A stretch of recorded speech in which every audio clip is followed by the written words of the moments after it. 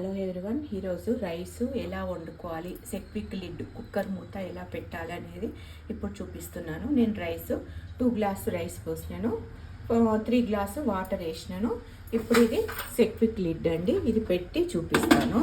ఎందుకంటే అందరూ కర్రీసే వండుకోవాలి, రైస్ వండుకోవడం వద్దా అని అనుకుంటున్నారు కదా. ఇప్పుడు రైస్ వండుకుందాం మనము. ఇది సెక్విక్ లిడ్ పెడదాము, సాఫ్ట్ వరకు పెడదాము. ఇక్కడ ఒక ముళ్ళు, ఇక్కడ వరకు ఒక ముళ్ళు. ఇది సాఫ్ట్ అంటారండి. ఇక్కడ వరకు వచ్చే వరకు బంద్ చేసుకోవాలి, అప్పుడు రైస్ అనేది మగ్గిపోతుంది. ఓకేనండి. ఇప్పుడు స్టవ్ వెలిగించుకుందాం. హై ఫ్లేమే పెట్టాలి ఈ కుక్కర్ మూత పెట్టినప్పుడు.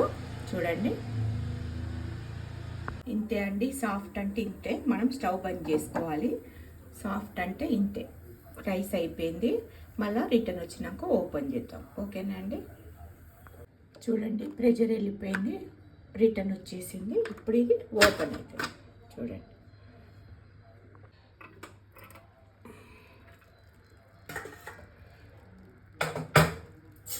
చూడండి రైస్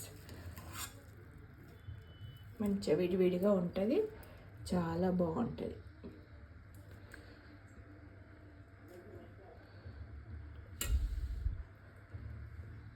ఇది రైస్ అండి, విడివిడిగా ఉంటుంది.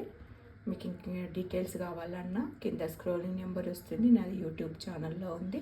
దాంట్లో కూడా అన్ని వీడియోస్ ఉంటాయి, చూడండి, లైక్ చేయండి, సబ్స్క్రైబ్ చేయండి. ఓకేనండి, బాయ్ అండి. ఇది 24 రోస్టర్ అండి.